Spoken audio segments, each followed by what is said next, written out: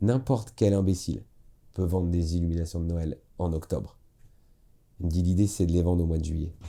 Salarié, des fois tu t'ennuies parce que tu as terminé ta tâche. Entrepreneur, non. Tu vas choisir suivant les jours, les rubriques qui te plaisent. Euh, bon, puis voilà, tu te lèves pour un... Je sais pas, tu te lèves pas pareil le matin. Hein. Moi, jamais je peux rester dans mon lit. Hein. Jamais. Tu vois, salarié, c'est un peu dommage. Hein. Moi, je l'ai été. Hein. Je me rappelle, on avait des dettes, plein de fournisseurs. Je dis, non, celui-là, on règle. Il est gentil, le monsieur et tout. Celui-là, non, on peut pas ne pas le régler. Moi, c'est quand même quelqu'un qui m'a fait confiance dès le début. Et donc là, à un moment donné, l'avocat dit, bah, en fait, donc on va tous les régler. Je sais pas, mais vous n'avez plus d'argent.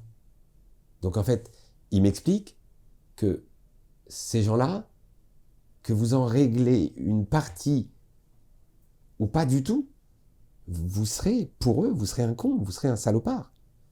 Mieux vaut être un gros salopard. Ne payez personne, quoi. Donc du coup, ça commence comme ça, et puis là, je vais faire 8 mois. 8 mois à 987 € par mois. Donc autant te dire que la paye, c'est pas ce que j'étais venu chercher. Et puis donc, mais l'aventure est tellement belle que, enfin, je suis pas là pour la paye, moi. Donc.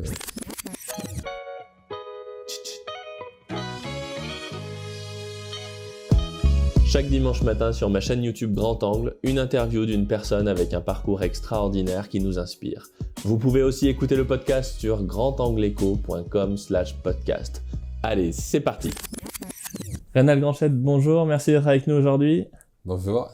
Je suis content de te recevoir parce que je pense que personne ne te connaît, car en réalité tout le monde te connaît puisque tu fais partie de la grande majorité des patrons de France qui ont leur boîte. Donc on connaît tous notre boulanger, notre pâtissier, et toi tu constitues pour moi justement ce pont entre une situation où on peut être salarié, où on peut se questionner, où on peut être ce que vous voulez, normal, et t'as passé ce cap justement à monter ta boîte. Vous êtes 3, dont un qui est, enfin vous êtes 2 associés plus un salarié, Ouais. et ça te va. Et on va retracer cette histoire justement aujourd'hui.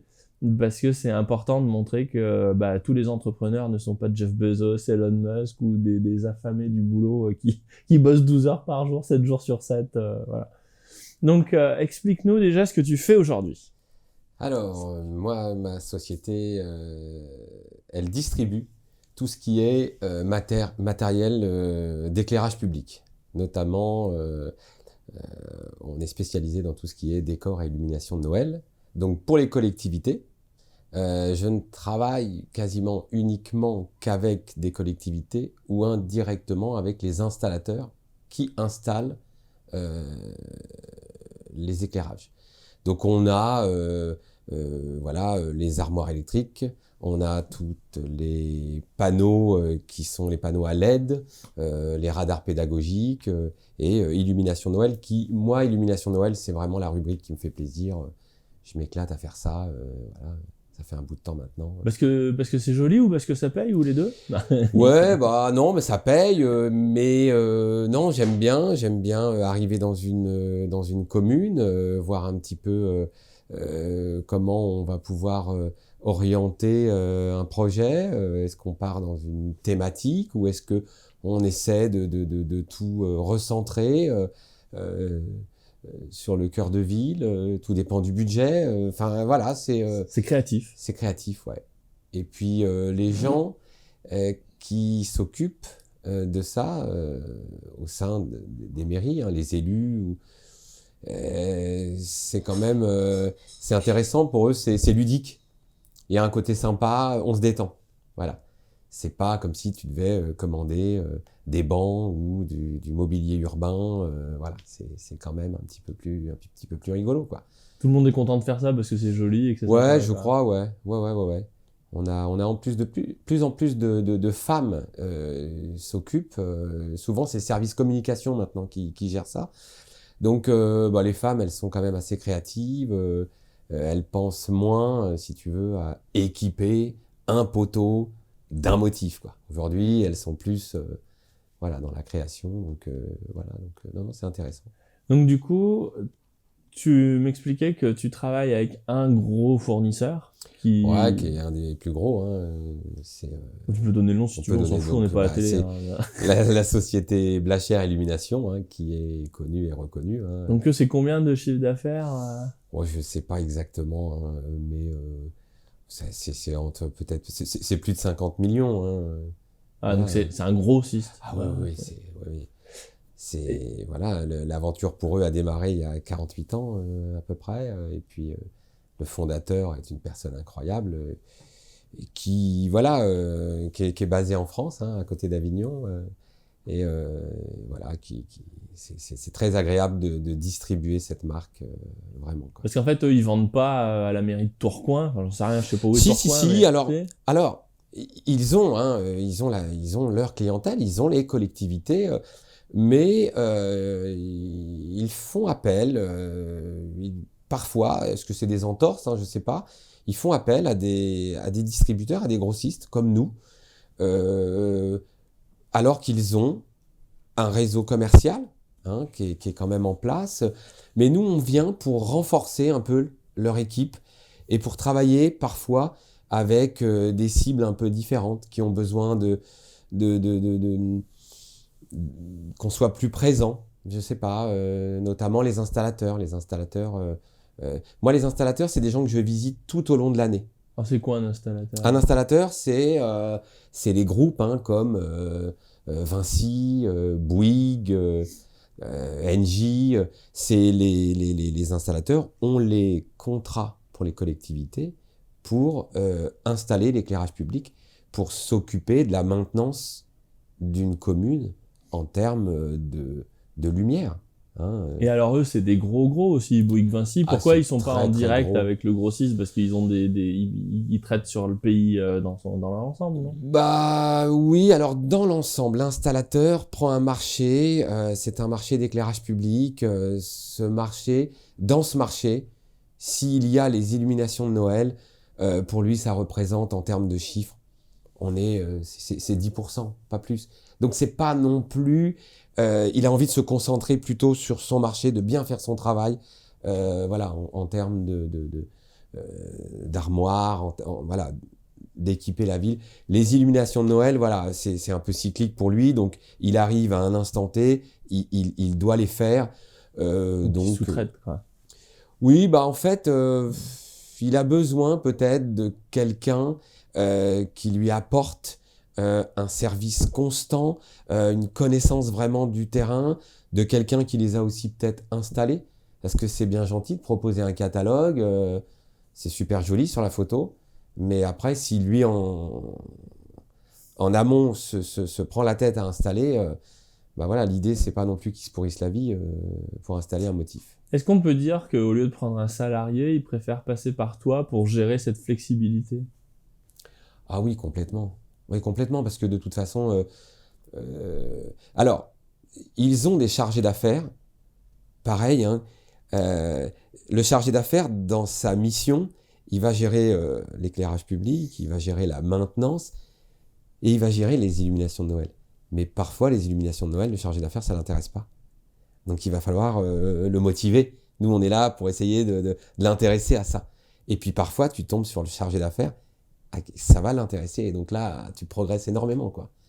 Donc, mais comme ils ont des gros contrats, ils vont faire pendant plus de 10 ans les illuminations de Noël d'une commune. Donc si tu veux, il faut vraiment partir du début, puis essayer d'amener un fil conducteur pour qu'à la fin, la commune soit satisfaite. Donc c'est du service, une relation de confiance Ouais. et des relations de long terme. C'est Oui. ça en fait Oui. le cœur de ton métier. Il faut quand même pas qu'il paye plus cher chez moi que sur la marque. Hein. La marque en direct peut reprendre le contrôle à tout moment. Si dans ma démarche commerciale, quelque chose ne plaît pas, la marque est là et elle reprend donc voilà, c'est pas le but, mais la marque est là. C'est quand même T'as un maillon de confiance entre oui, les deux. moi, Quoi. voilà, un Facilitateur. maillon, un fusible, je sais pas ce que je suis, mais voilà, s'ils sont pas contents, je peux sauter comme un fusible, et puis, bah voilà, s'ils sont contents, ça pérennise, et d'année en année, c'est l'installateur qui demandent parfois aux fabricants est-ce qu'on peut mettre Reynald sur ce dossier-là? C'est arrivé. Ouais, parce que ça passe bien. Parce que ça passe bien. Parce qu'on a envie d'avoir un interlocuteur, parce que ça se passe bien, parce qu'il est là, parce qu'il se déplace, parce qu'il sait prendre un tournevis, parce que plein de choses. En fait, c'est marrant parce qu'en tant que patron, du coup, on pourrait se dire, ce qu'il me faudrait, c'est un salarié pourrait le faire, mais il faudrait qu'il soit dégourdi, il faudrait qu'il soit autonome, il faudrait qu'il reste, il faudrait que si, il faudrait que ça. Et du coup, on se dit, allez, je prends un prestataire, et le mec, il va assurer. Et puis, il a plusieurs clients, donc en plus, il va pas m'embêter avec les syndicats, les machins, les trucs. C'est un adulte, il est autonome. Voilà. nous, tous les jours, on remet en jeu ce savoir-faire pour essayer de l'optimiser. C'est vraiment c'est petit à petit. Mais l'idée, c'est vraiment de continuer. Il y a 3-4 ans, je me suis dit un peu, est-ce que je suis pas au bout de mon aventure là, tu vois, je commençais un petit peu à... Chaque année, tu rempiles une année d'illumination, tu redécouvres le catalogue. Finalement, il y a quoi? Il y a 4 pages qui sont nouvelles pour toi, tu vois. Donc, j'avais l'impression d'être un petit peu à la fin d'une boucle. Et finalement, non, parce que dans mes interlocuteurs, il y a eu aussi un petit turnover qui fait que j'ai récupéré des jeunes. J'ai récupéré des trentenaires. Il a fallu que je me réadapte. Il a fallu que... Je me suis dit, oulala, je me suis senti un peu en danger. Je me suis dit, oulala, c'est pas du tout mon univers, ça. Tu vois. Et finalement, non. Et j'ai réussi à capter un peu tout ça. Et finalement, aujourd'hui, je partage des très, très bons moments avec des chargés d'affaires qui ont 27, 29, 30 ans. Et c'est ça, en fait, ton entreprise, en fait, c'est ça. Et du coup, c'est pas compliqué en soi, mais ça demande du sérieux. Ouais. Ça demande d'être là. Comment t'en es arrivé là? Parce qu'en fait, là, aujourd'hui, c'est un patron à qui je parle. Ouais. Et d'ailleurs, tu me disais, je suis vraiment patron depuis... Ouais, pas depuis longtemps, hein, depuis le contrôle fiscal. On a été contrôlé en 2015. Je crois que là, tu peux te dire après, ça y est, j'ai presque tout vu, mais non, alors moi je suis arrivé là, c'est un concours de circonstances, c'est vraiment par hasard. Moi à la base, j'étais... Tu viens d'où à la base? J'avais fait une petite session, moi, de 92 à 94, j'avais travaillé chez un installateur, justement, qui installait ces fameuses illuminations de Noël. Non mais à la base déjà, tu viens d'où? À la petite. Qui tu étais petit Moi, écoute, voilà, petite enfance assez sympathique, tout se passe bien. Et puis, il y a quand même un problème de famille, un accident de voiture qui nous contraint, toute la petite fratrie, à être dispatchés. On atterrira à la DAS puisque je perds ma maman quand j'ai 15 ans. Voilà. Donc, du coup, là... Pour moi, il y a beaucoup de choses qui changent. J'ai plus du tout envie de suivre des études. J'ai envie de sortir très vite du cadre où je suis. Donc du coup, d'un enseignement long, je me dirige sur un BEP, carrosserie automobile. J'avais le souhait d'être expert en automobile. Bon, finalement, il s'avérera que je vais faire un BEP, je rentre en bac pro. Et puis tout ça, je suis plus dedans, quoi. Je suis pas dedans, donc du coup, je lâche un peu les études. Je sais pas trop quoi faire.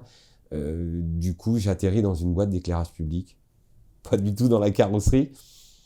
Je vais travailler 2 ans dans cette société, et puis du jour au lendemain, un vendredi, je reviendrai pas dans cette société parce que ça fait déjà plus de 6-8 mois que je me sens pas...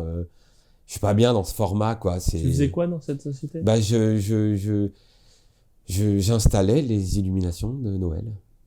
J'étais, dans le camion avec le matériel installé. Aide monteur électricien. Voilà. La société s'appelait Galet de l'Age. Galet de l'Age deviendra ETDE. Et ETDE est devenu Bouygues. Voilà. A été racheté par Bouygues. A été racheté, voilà, par Bouygues, ouais. Donc, du coup, voilà, ces 2 années... c'est des années un petit peu bizarres pour moi parce que je suis rentré dans un moule hyper sérieux, rigoureux. J'avais ma petite moto, mon petit appart, ma petite copine de l'époque. J'ai l'impression que je suis passé à côté de pas mal de choses, quoi. je me concentrais trop sur le travail, je sais pas. Donc, et ça a explosé un peu tout ça. En 94, j'ai décidé, enfin voilà, ça s'est arrêté. Tu avais quel âge en 94?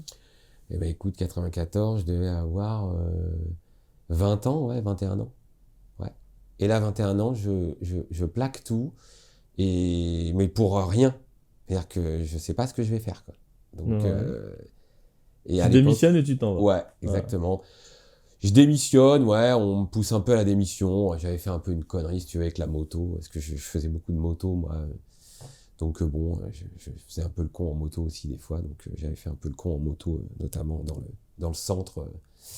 Bon, et du coup, mais de toute façon, si tu veux, j'attendais peut-être ça pour partir. J'étais plus du tout content dans ce truc, dans ce format, donc du coup, je sors. Et là, je reviens un peu à mes premiers amours. Je vais essayer de refaire de la carrosserie.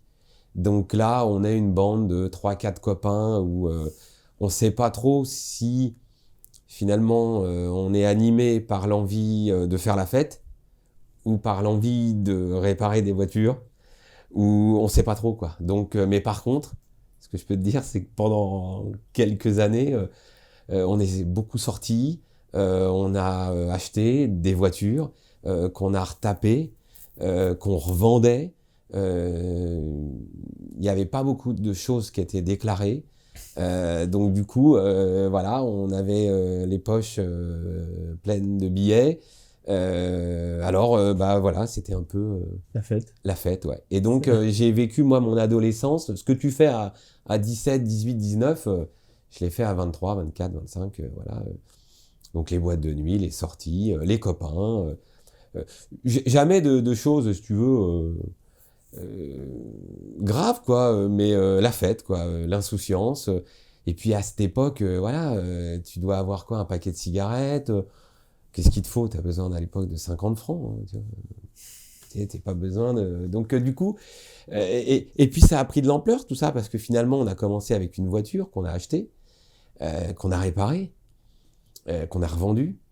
La marge, on a racheté une voiture un petit peu plus importante. Puis d'un seul coup, t'es passé de 4, 5 voitures euh, par mois. Donc du coup, là, la question se pose. Est-ce qu'on n'essaierait pas de se structurer? Pourquoi on ne prendrait pas un petit local, puis qu'on essaye de faire quelque chose de bien, en tout cas d'honnête, entre guillemets. De rentrer dans les clous, quoi, en Voilà, de disant, rentrer bah, dans ça les y est, clous, on a fait d'exister fiscalement, Ouais. voilà. J'avais quand même, moi, toujours le souhait, si tu veux, dans tout ça, moi, mon fil conducteur, a toujours été d'avoir une petite famille, petit pavillon, d'être propriétaire, quoi. Ça peut paraître un peu cucu, mais enfin, c'était mon leitmotiv, c'était ça, moi. Donc, du coup, je voyais bien que la vie, moi, que j'étais en train de suivre, là, elle était bien, hein, mais j'étais pas non plus encore, j'étais encore hors sujet, quoi, parce que je construisais rien et on vivait un peu du mois pour le mois d'après, quoi. On vivait pas au jour le jour, mais c'était pas Du vraiment. coup, il faudrait dire, ouais, il faudrait que je monte ma boîte, je rentre dans les clous, je paye des impôts, je fais un crédit. Je trouve, voilà, c'est un peu le rentrer. C'est ce que je voulais. Alors, je sais pas comment j'allais le faire. Donc, du coup, je me suis rendu compte quand même que moi, les potes avec qui j'étais voulaient pas forcément qu'on ouvre un garage. Et puis, je sais pas. Il y a eu après les mandataires qui sont arrivés. Mandataires, c'est les gens qui ont justement, qui sont rentrés dans l'automobile en tant que distributeurs. C'est-à-dire que, alors aujourd'hui, on connaît Aramis. Hein, tout le monde connaît Aramis Auto, mais c'est un mandataire lui, hein, qui est à l'échelle maintenant. Mais à l'époque, tu avais le mec. Il achetait des lots de voitures en Allemagne, en Belgique, il les revendait en France, il prenait 10-15% de marge, toi tu payais ta voiture moins cher. Donc du coup, nous, on n'avait plus non plus, on était hors sujet avec notre histoire là, d'acheter des voitures accidentées, tu les réparais, enfin, c'était fini, c'était has-been, hein, tout ça. Donc du coup, j'ai eu un petit coup de blues là. Un petit Encore le coup de blues. flottement, quoi, en disant merde, j'ai Ouais. pas trouvé ma voie. Ouais. On est en 2002 là et je sais plus ce qui se passe là.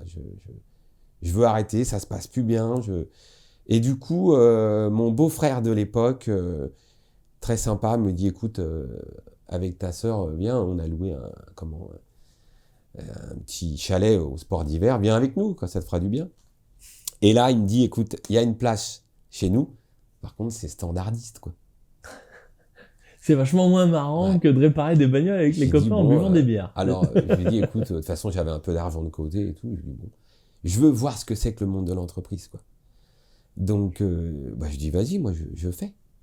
Donc, il appelle le patron de l'époque, un homme incroyable. Il dit, écoutez, amenez-le-moi, hein, de toute façon, on verra bien.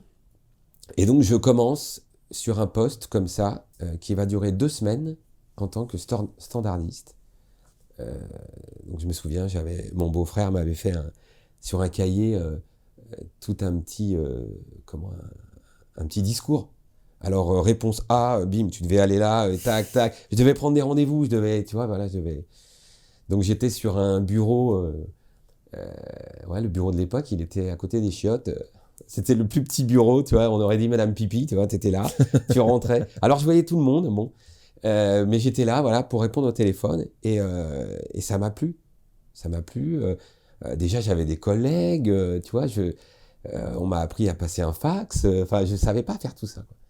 Donc, du coup, l'aventure m'a plu. Et l'aventure s'arrête très vite, puisque 2 semaines plus tard... alors, la personne que je remplaçais était en maladie. Elle avait prolongé. Je suis resté 1 mois. J'ai fait 1 mois. 1 mois plus tard, alors je vais quand même m'apercevoir pendant ce mois-là qu'ils ont un client qui s'avère être la société dans laquelle j'avais été embauché, qui s'appelait donc Galet de l'Age. Donc du coup, je dis, tiens, c'est incroyable ça, je pourrais allier mes compétences aussi, voilà. Donc voilà, l'aventure s'arrête. Donc tu les appelles? C'est pas moi qui les appelle, puisqu'à l'époque, il y avait un directeur des ventes, qui est aujourd'hui mon associé, qui gérait les grands comptes. Donc c'est lui qui les gérait. Donc à l'occasion, je lui dis, voilà, si tu as besoin, peut-être pour déverrouiller certains contacts, tu peux m'emmener sur certains rendez-vous. Ça peut être rigolo, quoi. Bon. Et puis finalement, ça ne se fait pas. Le mois se passe, fin de mission pour moi, je m'en vais. Et là, rebelote, quoi. Bim, je recoule un peu parce que de toi à moi, ça m'avait plu, là, ce que je venais de faire, là. Donc je cherche du travail dans cette branche. Donc je vais voir un peu les sociétés qui font la même chose. Je fais des sessions de recrutement, quoi, tu vois, chose que j'avais jamais faite. L'entretien d'embauche. Ouais, CV, faut que je m'invente un truc, tu vois. Donc je sais plus c'est qui me fera le CV, mais bon, il est assez rigolo, le CV. Et puis, et là, mon beau-frère me rappelle, me dit, écoute, la personne, visiblement, ça se passe pas très bien. Elle est un peu... ça va pas psychologiquement, elle est en arrêt maladie, donc c'était un homme. Hein. Celui que tu remplaçais, ouais, qui était revenu, il repartait en fait. Ouais, voilà. Oui, parce qu'il... Ouais.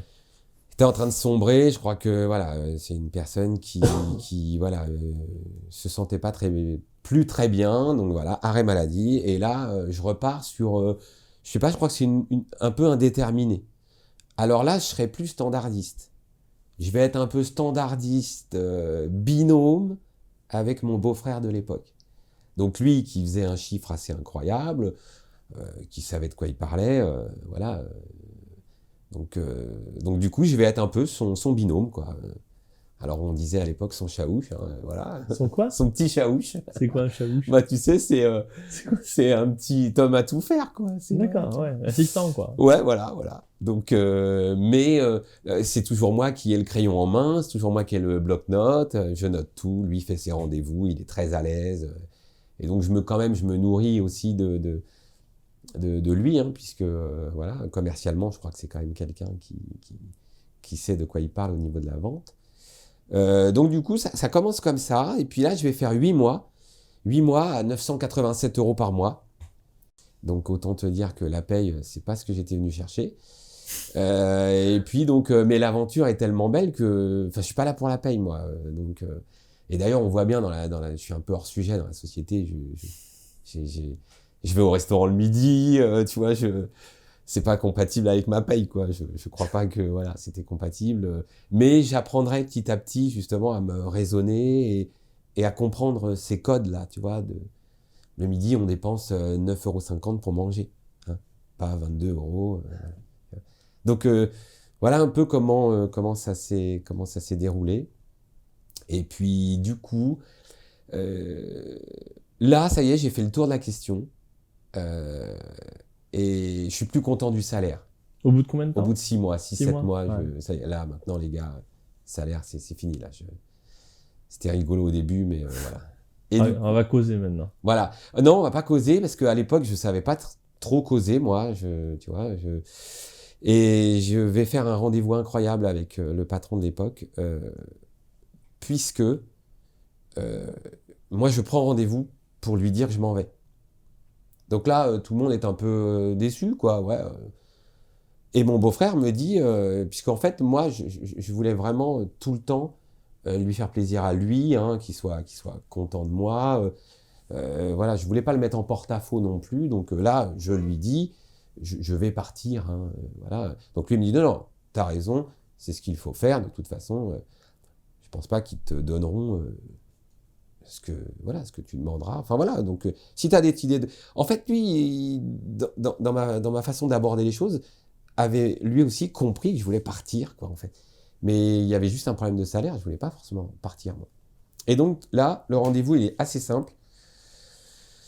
J'ai rendez-vous avec le patron de l'époque, qui était un financier. Et là, le rendez-vous, il est incroyable, puisque je lui annonce que je pars. Donc lui, il rigole. Il me dit, ouais. Il me dit, vous avez un peu de temps, c'est fermé, on peut discuter ou vous êtes... Je lui dis, oui, si vous voulez, on peut discuter, mais dans ma tête, je me dis, mais de quoi? Alors il me dit, mais qu'est-ce qui va pas? Et alors là, on aurait dit un syndicaliste. Bah voilà, bah moi le salaire, c'est pas possible. Ah oui, d'accord, mais et parce que vous aspirez à combien? Bah, il me faut au moins 1600. Et alors, je pourrais pas te dire pourquoi j'ai sorti ce chiffre-là, moi, 1600. Parce que moi, je voulais 2005 à la base, tu vois. Mais je dis, bah, j'ai fait 987, il faut au moins 1006. D'accord. Bon, ben. Alors, il se retourne, sa comptable de l'époque. Madame, monsieur Granchette, vous mettez 1600.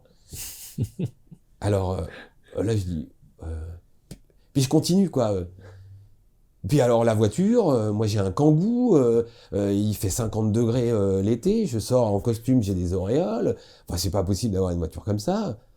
Non, mais très bien, mais de toute façon, tout le monde est passé par le Kangoo ici. Hein.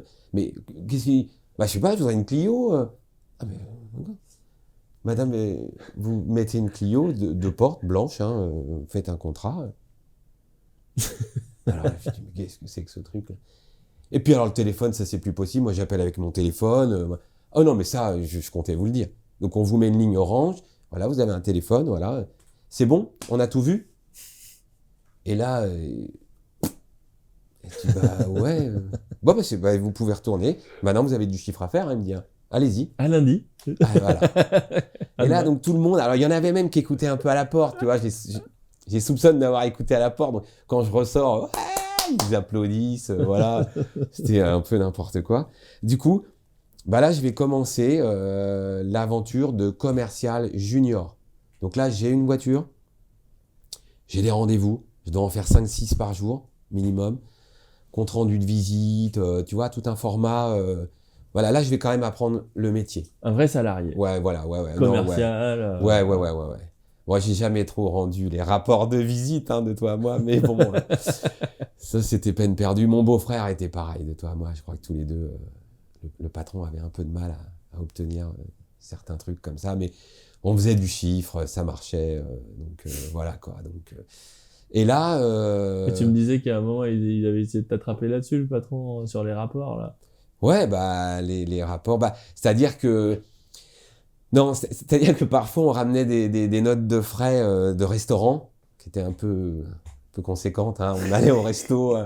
Alors attention, toujours avec des clients, mais on avait des clients. Là, on est dans les années on est dans les années 2000, hein, 2002. Hein. 2002, t'as encore dans l'éclairage public des mecs avec des gros ventres, hein, des moustaches, et faut manger là. On mange, on boit. Et après, on va parler de la commande. Mais tu m'emmènes où manger? Aujourd'hui, c'est plus du tout ça. Mon métier, aujourd'hui, c'est plus du tout ça. Mais là, à cette époque-là, donc là, eh ben, on mange, quoi. Et on mange, et puis on picole, et tu sors du resto, il est 17h, quoi. Donc là, il est 17h, la note de restaurant, je te dis pas, hein, c'est élevé. Alors, t'attends le bon moment pour la présenter, tu sais pas trop, tu vois. Déjà, t'essayes de voir quand est-ce qu'il arrive, le patron, est-ce qu'il est bien, tu vois. Et là, tout de suite, l'anecdote, c'est qu'il nous rattrape. Monsieur Granchette, oui, oui, bah oui. Ça, je le prends pas, hein. Ah bon, mince. Je dis, mais pourtant, j'étais avec des clients, voilà. C'est comme d'habitude. Voilà. Non, mais on va essayer d'établir un certain seuil, quoi, hein, parce que, voilà, 300 on prend, 800, non, on prend pas, quoi. Bon. J'ai dit, bon, écoutez, ok. 800 balles de reste. Ouais, 800 balles, mais il y avait beaucoup d'alcool, hein. Donc, du coup, et de là, il me dit, et en même temps, vous direz à votre collaborateur, hein, de m'apporter ses comptes rendus hebdomadaires, et puis vous, d'ailleurs, j'ai pas eu les vôtres. Je dis, non, mais il faut que je vous les fasse. Et il me dit, mais je parlais de ceux du mois dernier aussi. Ah ouais, mais là, j'ai pas le temps. Je dis. Elle me dit, ouais, 17h, restaurant. Elle me dit, ouais. Et donc, de là, et ça, je vais te dire, hein, il m'a pas lâché avec ces trucs-là. C'était une punition pour moi. Tous les vendredis, je devais faire le truc. Je savais même plus où j'avais été. Je savais même plus ce qu'on avait raconté. Je rencontrais. Et puis, quand tu rencontres la mairie de Courbevoie, c'est quand même pas pareil que la mairie de Lizy-sur-Ourcq dans le 77. Lizy-sur-Ourcq, c'est quand même détendu, c'est accessible. Tu peux voir un maire. T'as rendez-vous avec le maire. Il arrive en tracteur. Il te dit, attendez, j'arrive. Donc, ton rapport hebdomadaire de toi à moi, tu vois, voilà. Donc, j'avais du mal à perdre du temps là-dessus, je comprenais pas trop. De toi à moi, après, quand j'ai été, entre guillemets, moi, de l'autre côté, hein, et que j'ai été patron, j'ai fait chier tout le monde avec les rapports hebdomadaires. Tu vois, donc voilà, du coup, voilà un peu comment ça se... Mais 17h au restaurant, lui, ça l'embêtait pas, puisque tu mettais la commande avec, quoi. Tu mettais la commande avec, mais il n'était pas habitué, quoi. Je veux dire, il y avait à l'époque, je sais pas, on était à peu près une petite quinzaine, quoi. Et je crois qu'il n'y a que notre tandem à nous qui commençait un peu à bouleverser les codes. Et on était toujours un peu en train de faire la fête en bossant, quoi. Et c'était pas terrible, ça. Ouais. C'était pas terrible. C'était pas toujours terrible, quoi. Donc, après, effectivement, il y avait des très gros projets qui sortaient, hein, puisque t'es impliqué, quoi. Finalement, quand t'es au restaurant avec ton client, il va à un moment devenir quand même plus qu'un client. Parce que tu vas pas parler de boulot pendant 5 heures, hein. Tu vas parler de pêche, de gonzesse, de sa femme, de tes enfants, et du coup, tu rentres un peu dans une intimité qui... T'es pas son pote, mais il se souviendra de toi. Il dira, c'est le petit porte-clés là qui m'a fait rire. Tu vois, voilà, c'est quand même différent. Quand tu l'appelleras, tu seras pas monsieur Untel de la société ceci, quoi. Et donc, finalement, s'il a un gros projet, pourquoi c'est pas toi qui vas choisir, puisque il a un peu vu quand même, déjà, peut-être un peu tes travers, hein. Il a aussi vu tes bons côtés. Quand t'es un petit peu gay, on sait aussi où t'en es, hein, si tu racontes des conneries ou si t'es quand même encore rigoureux. Donc du coup, voilà, il y a une relation qui se crée qui est assez sympa. Donc ça marche bien en fait pour toi. Ouais, là on s'éclate. Tu prends des coms, t'as un salaire. Alors pas encore. Non, t'es pas payé. Ah bah là c'est l'arnaque du siècle, là. Je me suis fait arnaquer. Je vais t'expliquer, 1600 €, d'accord. Et tu dois ramener. À l'époque, on devait ramener, je sais pas, l'équivalent de 600 000 €, je crois, de chiffres par an. À nous deux. Irréalisable, le truc. On s'investit énormément. On fait une année magnifique. On arrive à 560. On loupe l'objectif de 40 000 €. Ça veut dire que si tu réussissais ton objectif, tu avais une prime, par exemple, de 3 000 €. À 40 000 € près, on loupe l'objectif. Mais nous, dans notre tête, les deux gogoles qu'on est, on dit, attends, on va aller voir le patron, il n'y a pas de problème, quoi. Donc, ne nous donnez pas 3 000, mais au moins 2 000. Mais là, le patron, qui lui, c'est un financier, lui. Mais non, quand vous démarrez une course, si vous êtes 4e, vous n'êtes pas 3e. Vous n'êtes pas sur le podium. Vous n'avez pas un tiers de la médaille d'or quand vous êtes 3e? Non mais attends, au moins 2000, allez 1000, allez une montre. Allez. Tu vois, on en était là quoi. Lâche quelque chose, quoi. Allez, un truc quoi. Je sais plus ce qu'il a lâché, mais il a lâché quand même quelque chose. Hein. Bon, mais ça, on a dû le faire rire. Hein. Et du coup, alors ça a été un... Il a déconné, parce que ça a été un tournant, ça, pour lui. Puisque alors moi, je suis revenu, bardé de courage, en disant c'est terminé. Les 1600 €, j'en veux plus. Là. Je vends, je prends. Il y a plus de... Voilà, il y a une carotte, je vends, je prends. Ouais, mais vous comprenez qu'il n'y a aucun contrat comme ça, ici. Donc vous n'allez pas vous faire des copains. Écoutez. M'en fous. Ouais, je veux même pas y penser. Et on a démarré comme ça. Tu vends, tu prends. Et là, j'ai fait des très belles payes. Hein. On a fait à l'époque... et d'ailleurs, il y a 2 payes où le patron de l'époque nous dira « Monsieur Granchette, vous vous rendez compte, vous gagnez plus que moi. » là. Donc, écoutez, j'étais content, moi. Donc, on a fait des payes de presque 5000 € hein, quand même. Donc là, tu es super content. Et là, ça se passe bien, moi je suis heureux. Et je vais commencer, dans ma tête, là, ça y est, je vais créer mon petit idéal, c'est-à-dire je vais signer un appartement. Voilà. Alors moi, j'ai déjà une fille hein, qui est déjà quand même, voilà, d'une première relation que je vois tout le temps. Avec la maman, ça se passe très bien. J'ai le projet de faire un 2e enfant, et là, si tu veux, voilà, de monter ma petite famille, voilà. Donc, à l'époque. À l'époque, ouais. Et l'idylle ne va pas durer longtemps, parce que je signe, si tu veux, je signe le crédit pour un appartement. Et je sais pas, 4 mois, 5 mois plus tard, le patron de l'époque arrive comme ça, nous appelle, moi et mon beau-frère. Donc celui que tu voyais, qui t'augmentait, qui machin, ouais. Voilà, lui. Ouais. Et il nous dit, bon, voilà, messieurs, je vous le dis, à vous.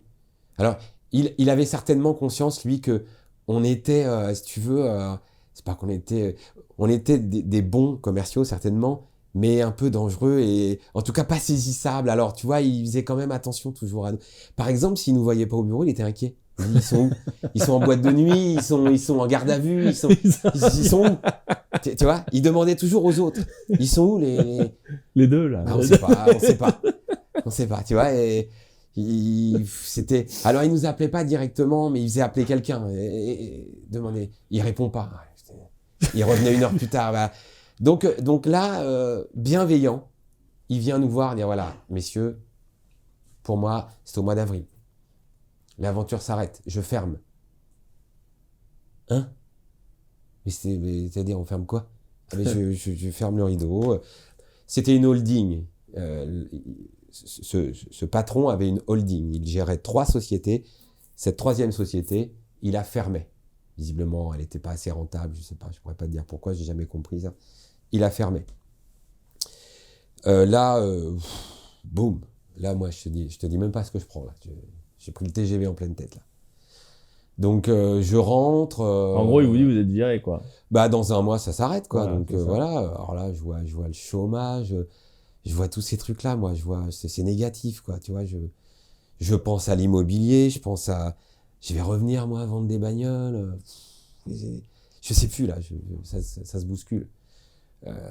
Donc du coup c'est un peu dur. C'est un monde qui s'effondre parce que de 1 tu passes à 0 comme ça. Je passais à même non en dessous de 0. Lui mon beau-frère de l'époque si tu veux c'était un chat quoi. Lui pas de problème pour lui. Bing, t'inquiète, on va aller là, on fait ci, je te prends avec moi, t'inquiète, je vais remonter un truc. Enfin lui pour lui c'était pas comme moi quoi. Moi j'ai quand même toujours eu besoin d'avoir une espèce de faux cadre, tu vois. Donc du coup c'est dur pour moi quoi. Et 1 mois plus tard, j'ai la bonne surprise. Ce patron revient. Il dit messieurs, venez, faut que je vous parle. J'ai pensé à un truc. Finalement, vous allez racheter la boîte. Je dis ouais, mais c'est super ouais. Et alors, il faut combien? Alors, du coup, je pourrais plus te dire exactement le montant, mais on est aux alentours de 260 000 euros, 280, d'accord? Donc, à l'époque, si je vends ma petite Golf et ma moto, je dois en tirer 33 000 euros, tu vois. Bon, mon beau-frère a pas une thune. Et, donc voilà. Donc, bon, j'ai dit, putain, je sais même pas si je pouvais faire un crédit à la banque, tu vois. Donc moi, j'avais quand même signé déjà, je m'étais engagé au niveau d'un crédit IMO. Est-ce que j'allais pouvoir réemprunter pour... voilà, bon, ça a été... Et du coup, il m'a dit, mais vous inquiétez pas, je vous ai fait le plan de montage, vous avez mon avocat, et je vous fais un crédit vendeur, vous allez me payer tous les trimestres, vous allez me faire un chèque. Vous prenez un train qui roule. C'est pas comme si, voilà, la société, je la connais, vous prenez un train qui roule. Donc... En gros, c'est lui qui fait crédit, quoi. Ouais, c'est... Alors attention, oui, mais il prend pas non plus de risque parce que si tu loupes une échéance et que tu la payes pas, lui, il récupère tout. Oui. Donc, mais en même temps, pour nous, hein, moi je me regarde avec mon beauf, nous c'est très simple pour nous, à l'époque. On n'a rien. Donc si tu me prends rien, tu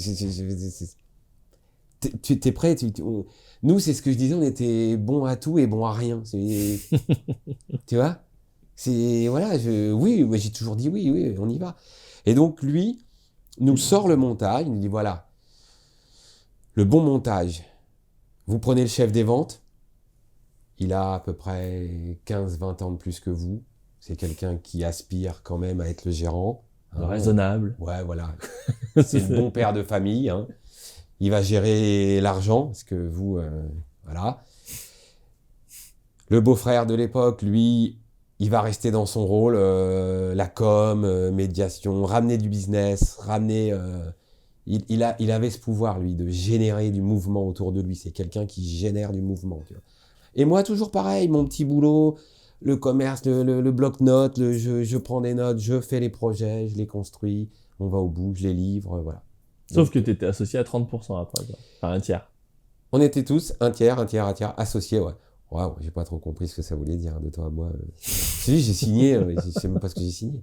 En gros, tu savais que tu n'avais pas d'argent à perdre et que tu pouvais qu'en gagner. Exactement. Si je perdais quoi? Je perdais 30 000 euros, puisque tu perdais la moto, le truc, je m'en fous. Je m'en foutais complètement, de toi à moi. Donc voilà, on démarre l'aventure, et là va démarrer une aventure incroyable qui va durer à peu près 2 ans et demi. C'est pas évident. C'est pas évident parce que là, je passe le début de l'aventure, c'est standardiste hein, quand même à la base. Hein. Donc à côté, je garderai toujours le même bureau, à côté des chiottes. Alors la petite anecdote, j'ai gardé ce bureau parce que faut que je te dise quand même, c'est que j'avais un écran, moi, tu vois, d'informatique, et j'étais tellement nul en informatique que il y avait un poisson qui passait sur l'écran.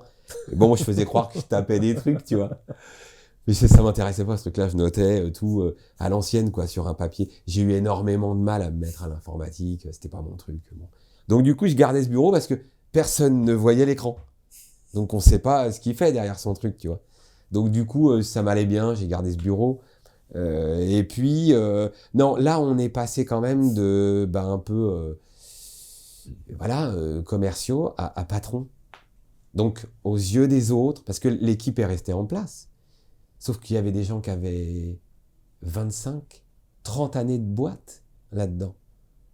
Donc, ils ont vu on va dire un peu deux phénomènes arriver, qui ont un peu fait chier le monde. Et en plus, maintenant, c'est les patrons, eux. Ouais, non, là, ça, c'est pas possible. C'est pas sérieux. Ouais, c'est pas sérieux. Ouais, déjà, ouais, c'est pas sérieux. Ils vont nous emmener où, ces mecs-là? Donc, si tu veux, voilà, l'équipe a été un peu divisée, partagée. Il y en a qui sont partis volontairement. Il y a eu quelques départs à la retraite. Il y en a qui sont partis à la concurrence. Vous étiez une dizaine, c'est ça? Un peu plus, ouais. Donc, mais sinon, on est dans les grandes lignes, on est quand même resté la même équipe. Ouais, la même équipe. Et puis, j'ai essayé, moi, si tu veux, d'être humain, tu vois, et parce que moi, j'avais vu les problématiques quand je partageais avec ses collègues le monde du salarié. Moi, j'avais bien compris qu'est-ce que voulait le magasinier, qu'est-ce que voulait l'assistante commerciale. Je savais, moi. Donc du coup, on a essayé de dire oui un peu à tout. On n'a pas été trop récompensé de ça, de toi à moi, parce qu'à un moment donné, je sais pas, les gens avancent pas forcément comme toi, hein, t'as envie. Il nous manquait peut-être, nous, un peu de management, je sais pas. On a recruté, on a recruté, on a eu des profils intéressants, et puis on a quand même bien bossé. Mais je crois qu'on est retombé dans un petit travers, on s'est un peu éclaté, c'est-à-dire que on a un peu confondu chiffre d'affaires avec résultat net. Donc, nous, on était convaincus avec mon beauf que pour ramener du business, il fallait envoyer, quoi. Et alors, Roland Garros, le rugby, le foot. Mon beau-frère s'est mis au cigare, l'Audi. Voilà, on a fait je crois qu'on a fait tout ce qu'il faut pas faire. Voilà. Donc, moi, je bossais par contre énormément. À cette époque-là, là, j'habitais à Maison Lafitte. Donc, je me levais à 5h30 du matin, je rentrais pas avant 21h. Je crois que moi, je bossais beaucoup. Mon beau-frère, lui, m'a peut-être moins suivi, mais lui, il a eu, à titre personnel, il a divorcé déjà. Donc peut-être que ça lui a foutu un peu un coup. On l'a un peu perdu, quoi. À ce moment-là, le trio s'est un peu désolidarisé et t'avais un peu le couillon qui bossait un peu pour tout le monde, quoi. Je crois que moi, j'ai beaucoup bossé là, à cette époque-là. Bon, j'ai essayé de continuer, quoi, à tenir un peu le bateau. Sauf que, je vais te dire, on a pris des contrats pour les voitures, des contrats pour les fontaines à eau, pour la machine à café, photocopieur. Enfin, ouais, on avait, mais je sais pas, 10 ou 12 contrats qui se sont avérés être toxiques. À un moment donné, quand tu ne rentres pas d'argent, faut les payer, les contrats. Hein. Donc à un moment donné, notre comptable arrêtait pas de nous alerter, tu sais. Mais nous, vas-y, qu'est-ce qu'il est lourd, lui. Les gars, vous allez dans le mur. Et en plus, vous klaxonnez très fort, quoi. Et nous, on ne le croyait pas, parce que on faisait 1,8 million de chiffres, tu vois. Donc, putain, on est en train de tout déchirer, là. Ouais. Et finalement, non, on a été dans le mur, quoi. Puis bien. Donc, dépôt de bilan. Ça c'est difficile, ça c'est très difficile parce que avant de déposer le bilan, tu passes par un redressement. Le redressement, il a duré au moins 8 mois. Donc tu vas chez un mandataire judiciaire qui te fait l'échec pour continuer à bosser. En gros, lui, il gèle tes dettes, il demande à tes fournisseurs de continuer à bosser avec toi. Et puis, il va essayer de payer un peu tout le monde. Il va essayer de protéger les salariés, mais tu te doutes bien que les salariés, ce dont ils avaient redouté, s'est produit, puisque, voilà, on est arrivé. Ouais, donc ça va être un peu tendu, puis c'est toi qui les as licenciés, en gros. C'est le mandataire, mais c'est quand même indirectement toi. Toi, t'es derrière, quoi. Donc là, ouais, tu navigues en zone... dangereuse, quoi. T'as plus du tout on t'écoute plus, quoi. Hein. Et puis, au-delà du fait qu'on t'écoute plus, au-delà du fait que de toute façon, tu seras le salopard de patron qui les a mis là, si tu veux, humainement quand même, quand toi, encore une fois, moi, à ce moment-là, je me dis, c'est pas grave, je vais rebondir, tu vois, il m'en est arrivé des trucs, bon.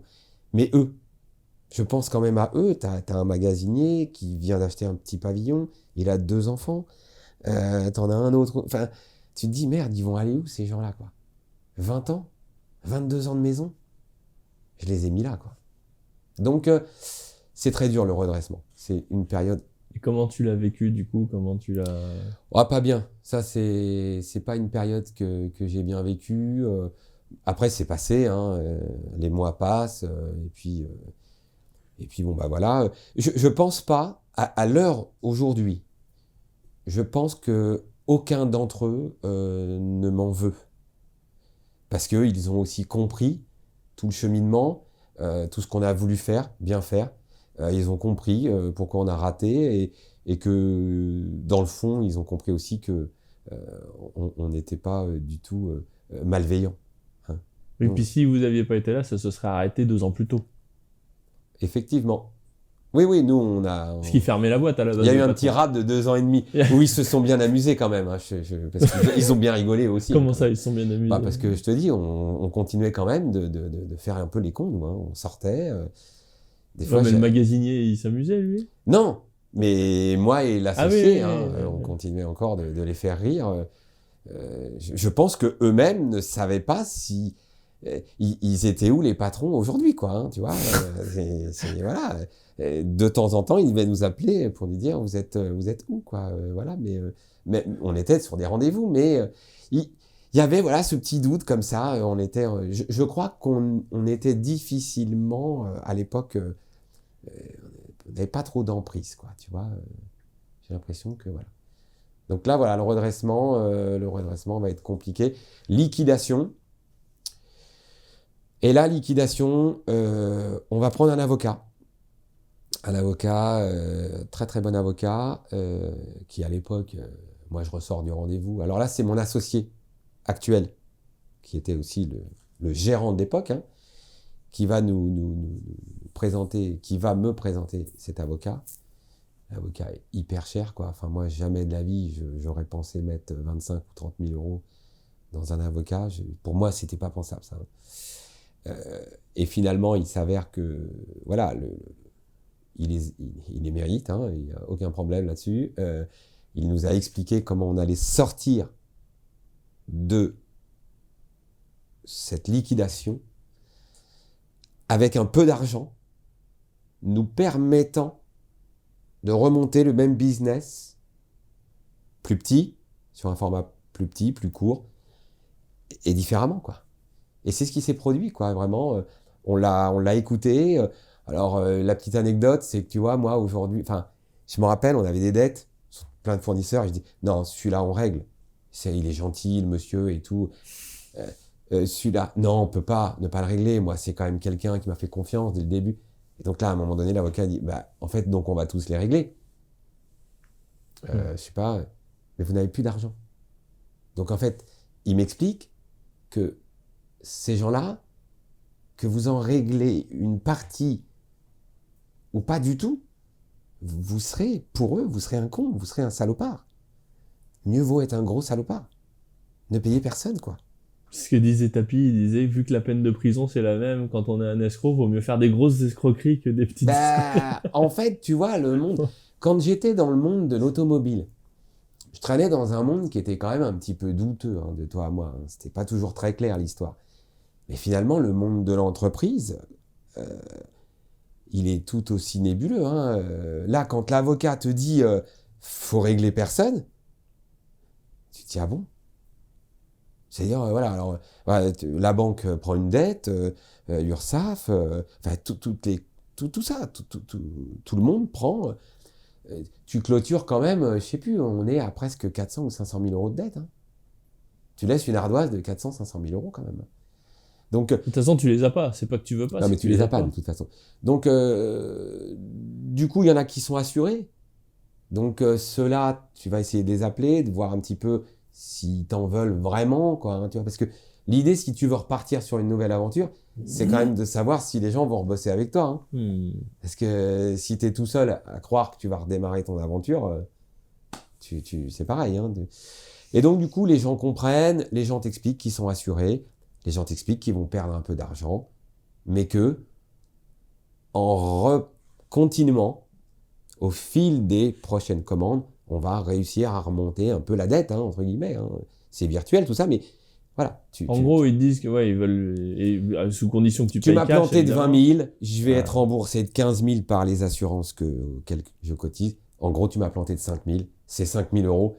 Soit je suis amer et on rebosse pas ensemble et tu dégages, soit on va rebosser ensemble, et au fur et à mesure du temps, dans le temps, je vais les récupérer, ces 5 000, par les affaires que tu vas me ramener. Donc, voilà, c'est un petit peu cette logique. Du coup, alors là, on a redémarré une activité où on était tout petit, donc on était 3. Donc, mon beau-frère va quitter l'aventure, lui. Donc ça, c'était à quelle année? Là, on est en 2006. 2006, on va réouvrir en 2007. Ouais, on réouvre en 2007. Et là, moi, je vais être gérant sur cette nouvelle structure qui va s'appeler Electric Decor Star.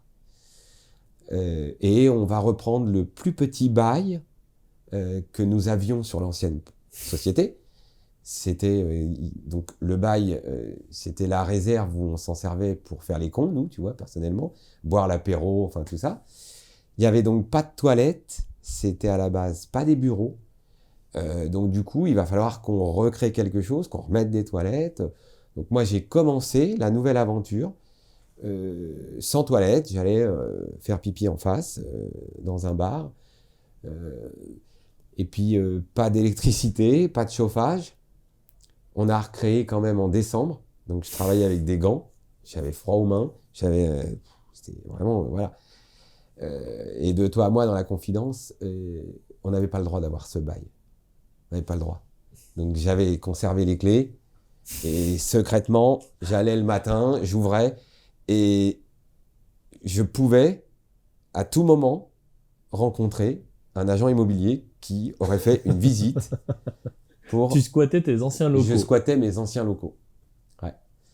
Donc on a fait ça pendant presque 9 mois. On a réussi à racheter ces anciens locaux, à racheter le bail.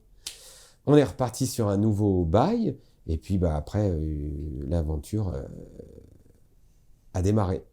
On va pas dire elle a redémarré, parce que je crois que, elle a démarré. C'est-à-dire que là, terminé les conneries, terminé les contrats toxiques, il n'y a pas de voiture, il n'y a pas de café, il n'y a pas de fontaine à eau, il n'y a pas tout ça, quoi. Voilà. Tu veux un café, tu te le payes, ta voiture, ça va être la tienne. Et puis, on verra, on va essayer d'engranger des commandes. Et puis, quand on aura un peu de trésorerie, là, on pourra voir comment on décide d'aborder les choses. Et donc, c'est ce qui s'est passé. On a travaillé énormément. Et là, vraiment, j'ai envie de te dire que l'aventure a commencé parce que j'ai toujours gardé le sourire, moi, tu vois. J'ai toujours été souriant, toujours, mais beaucoup moins foufou. J'ai pris moins de risques et puis on a commencé à faire les choses de façon un petit peu plus rigoureuse, structurée. C'est pas qu'avant j'étais pas rigoureux, hein, mais je prenais des risques. Je prenais des risques constamment. Je m'improvisais installateur alors que je ne l'étais pas. Voilà, j'ai essayé, si tu veux, de nourrir un cadre qui était relation clientèle, service, distributeur. Voilà. Tout le reste, on arrête de tout prendre. Voilà. Et alors, l'idée, c'était aussi de fidéliser des marques. Parce que moi, avant, je vendais un peu de tout. Donc, tu vends de l'illumination de Noël, ok. Mais tu vends les 3, 4 grosses marques d'illumination. Bon, t'es un espèce de généraliste, quoi, tu vois. Donc non, j'ai été voir la société que je distribue aujourd'hui, je dis voilà, pour moi vous êtes quelqu'un d'incroyable, quoi. Je veux... et le patron de l'époque, je me rappelle de ce rendez-vous, quoi. C'était un soir, on était venus, donc on était descendu à Avignon. Il m'avait dit oui, non, il n'y a pas de problème. C'est un jeune comme toi qui va vendre des illuminations de Noël. Et il m'a dit une phrase très intéressante, il m'a dit « N'importe quel imbécile peut vendre des illuminations de Noël en octobre. » Il me dit « L'idée, c'est de les vendre au mois de juillet. » Et je dis « Putain. » Et je dis « c'est vrai, ouais, faut essayer d'en vivre toute l'année de ça, quoi, tu vois. » Et du coup, c'est vrai que, voilà, et je pense que réellement, il attendait rien de moi. Il a payé pour voir. Il a dit « Bon, allez, vas-y. On va pas le laisser comme ça, le petit, là. » Et donc, Il a dit, voilà, vous n'êtes pas...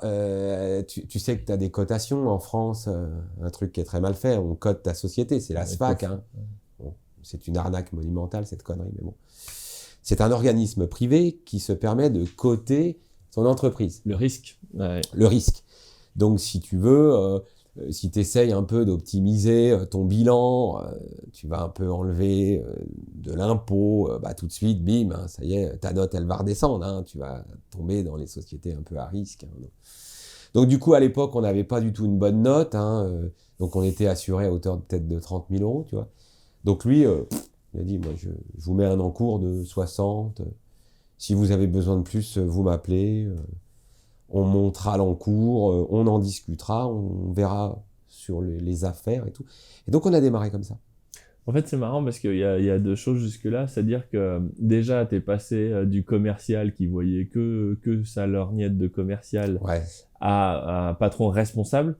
C'est-à-dire, tu te dis, ouais, il y a ça, mais il y a aussi... Ah ouais. Et puis, tu t'es souvenu de ton ancien patron qui t'a dit, les rapports hebdomadaires, Ouais. ils sont où? Ouais. Parce qu'en réalité, du coup, le patron, avec ses rapports, il en a besoin pour compléter Bien sûr. tout son tableau de bord. Bien sûr. Et puis, la deuxième chose qui est intéressante, c'est que... Donc ça, c'est une transformation pour toi. Et puis, c'est quelque chose que j'avais aussi observé, c'est que quand tu te positionnes en tant que patron, eh ben, les autres patrons, ils te regardent différemment. C'est-à-dire qu'un salarié, en gros, tu l'emploies, tu l'augmentes, tu le félicites ou tu le vires. C'est un peu la palette, quoi. Mais, oui, c'est ça. mais il y a une position un peu, pas inférieure, mais je sais pas comment le dire. Intermédiaire, peut-être. Ouais, il y a quelque chose qui va avec l'outil. C'est-à-dire, le gars, il est magasinier, il fait ça, voilà, et t'es un magasinier, voilà. Alors que quand t'es patron, les gens en face de toi, ils ont une bienveillance ou ils disent, qu'est-ce qu'il peut faire, lui?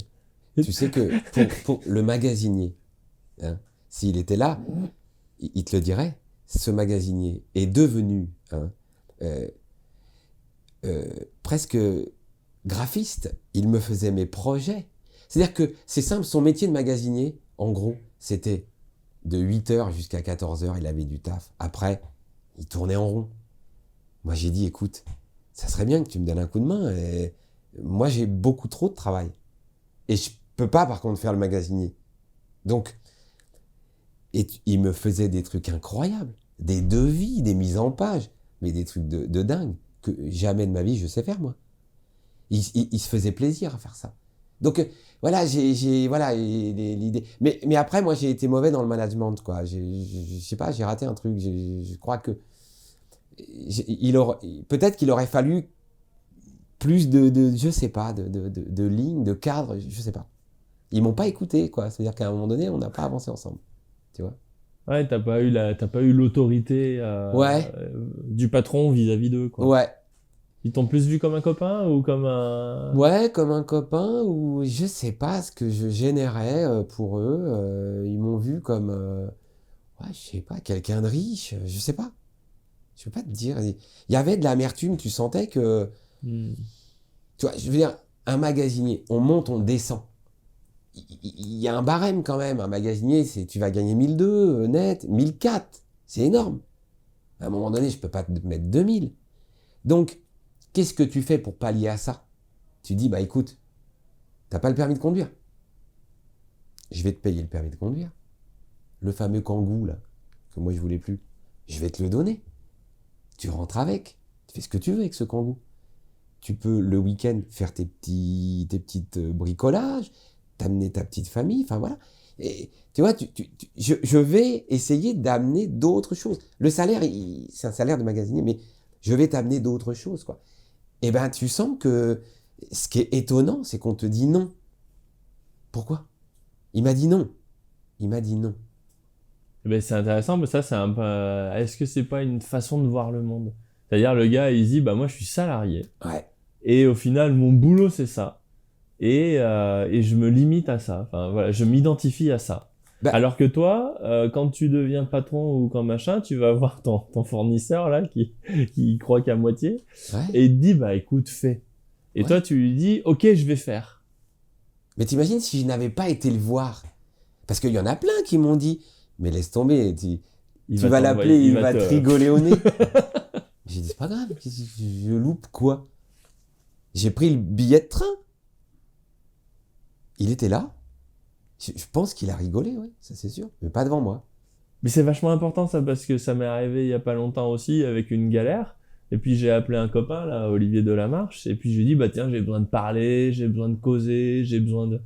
Et puis on discute, mais ça n'a rien à voir avec quand t'es salarié, tu causes pas à ton patron, tu causes à un paternel. Tu vois ce que je veux Oui. dire? C'est Ah ouais. le gars, bah, qu'est-ce que je peux faire? Enfin, voilà, Bah, il te prend bien sûr. comme un salarié. Je sais pas comment le dire autrement. C'est ça. C'est Ouais. pas le même. Alors que quand t'appelles un copain qui bosse aussi, qui fait, bah qu'est-ce qu'on peut faire? Qu'est-ce qu'on peut...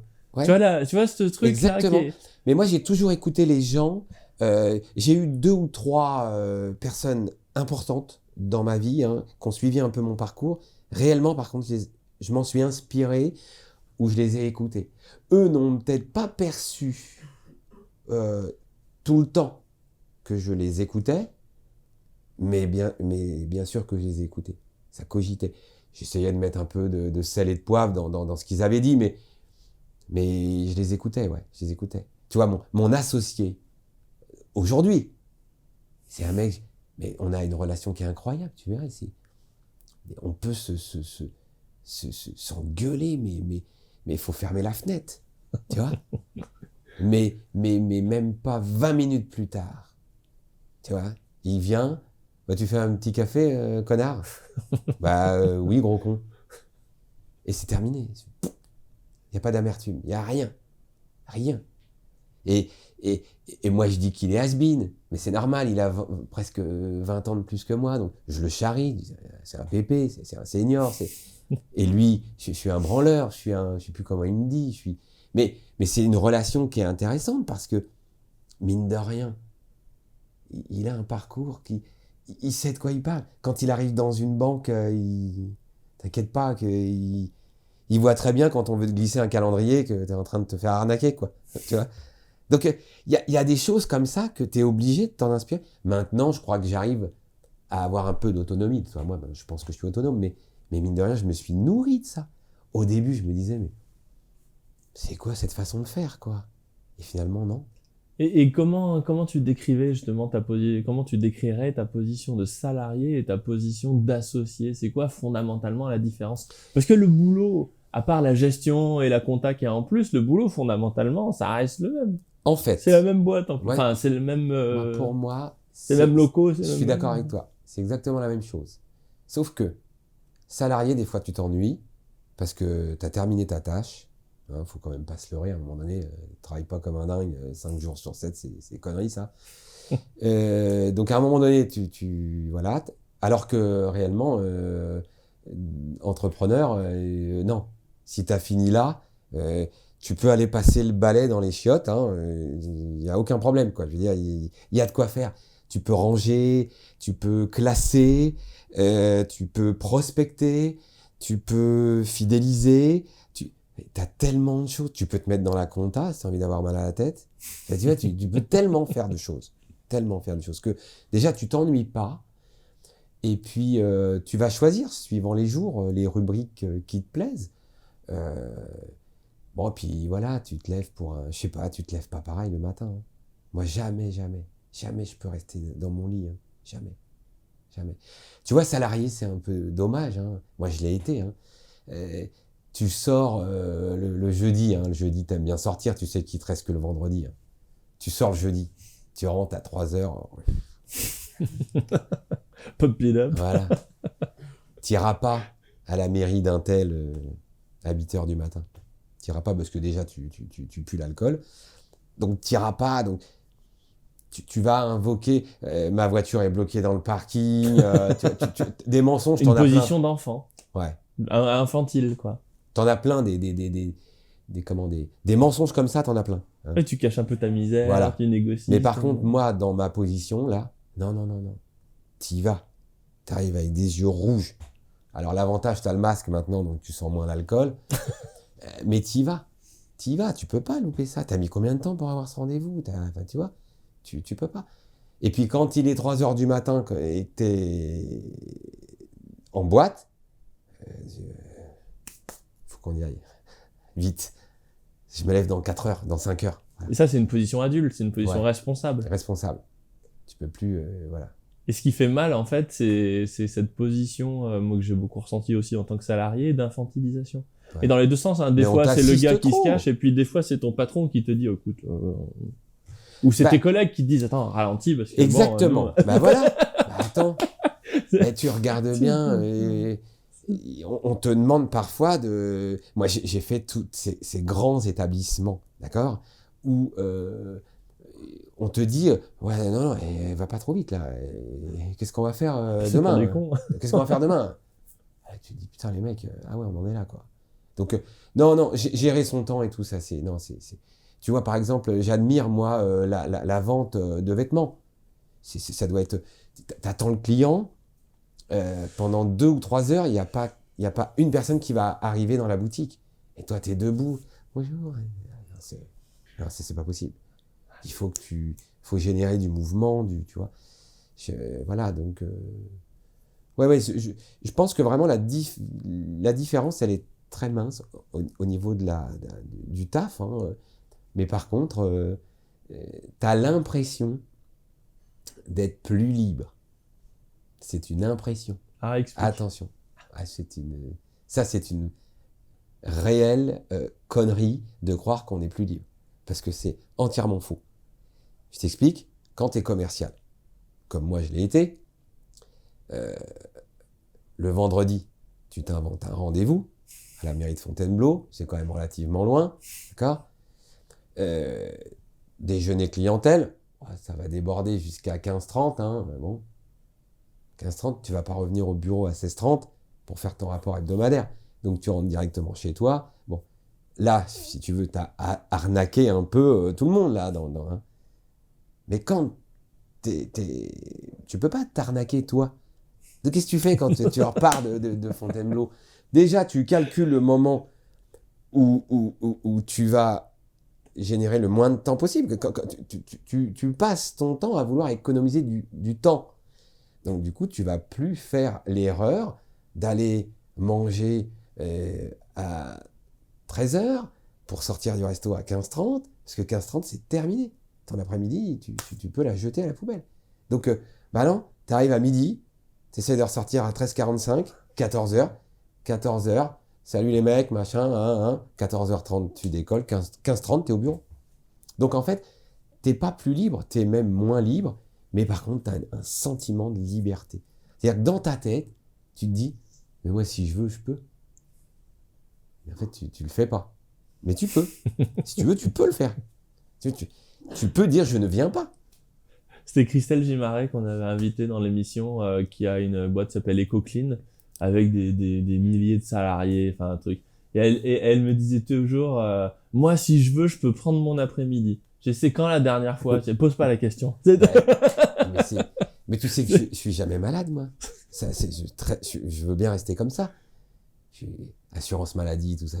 Pas le temps. J'ai pas le temps. Je sais même pas. Ma femme, elle me court après pour les feuilles de soins et tout. Je comprends même pas ce truc. T'as pas le temps d'être malade. Voilà. Et c'est plus difficile de trouver des clients ou c'est plus difficile de trouver un patron?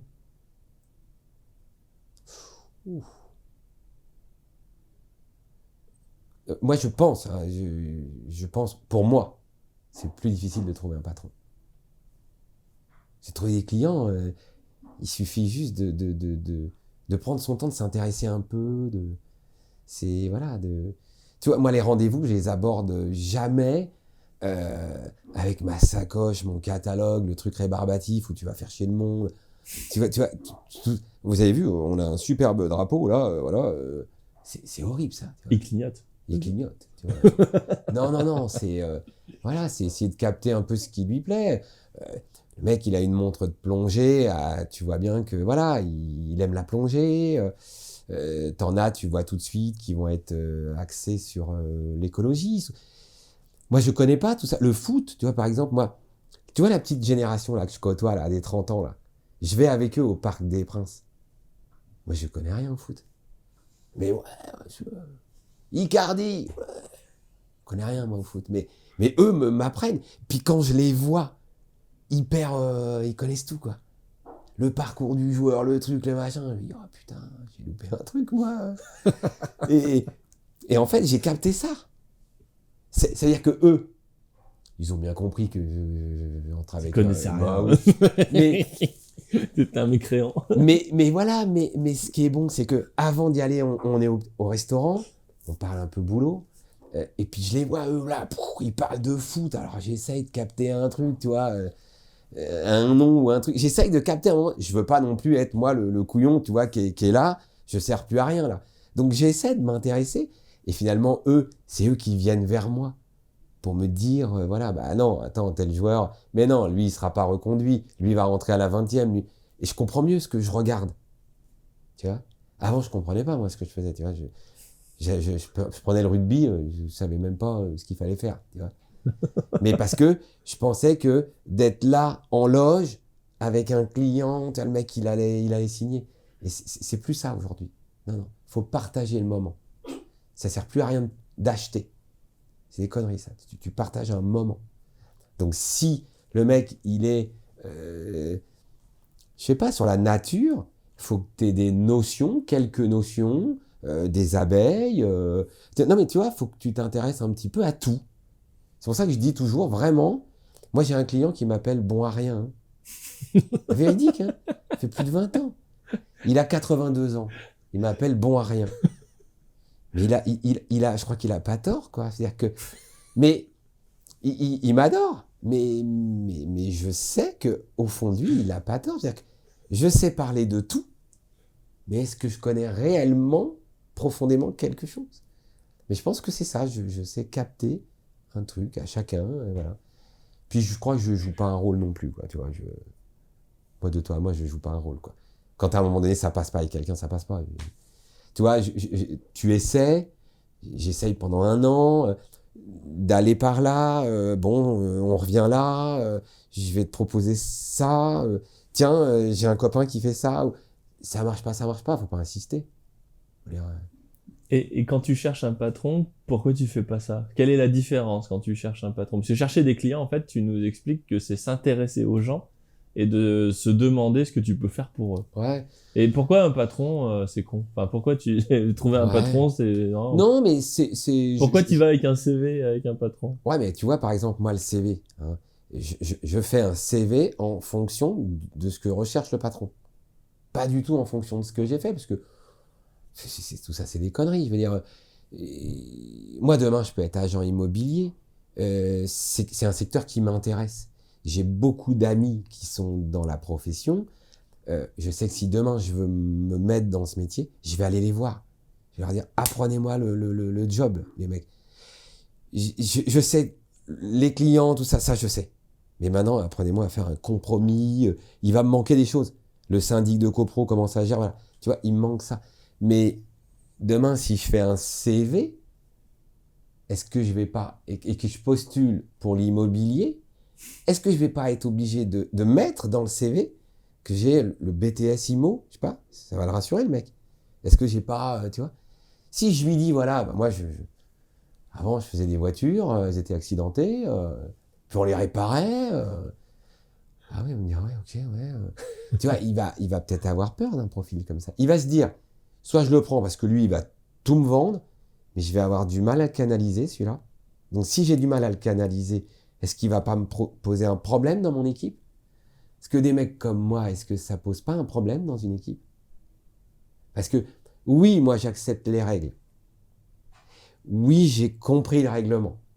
Mais par contre, quand j'ai envie de sortir, je sors. C'est pas grave. Après, j'assume. Hein. Mais voilà. Mais ça, c'est une position, j'en reviens toujours à ça, mais d'adulte et d'enfant. C'est-à-dire que l'enfant, il se conforme au cadre parce que c'est le cadre. Ouais. Et puis l'adulte, il dit, bah, je fais ce que je veux et j'assume les conséquences des résultats. Moi, j'assume. Hein. Réellement, j'assume. J'ai d'ailleurs payé beaucoup de fois pour pas mal de choses. Hein. Mais... Alors moi, en même temps, mon éducation, elle s'est arrêtée à 15 ans. Hein. 15 ans, moi, j'ai plus de parents qui me disent ça, tu peux pas faire, ça, faut le faire. Faut t'habiller comme ça. J'ai pas eu. Hein.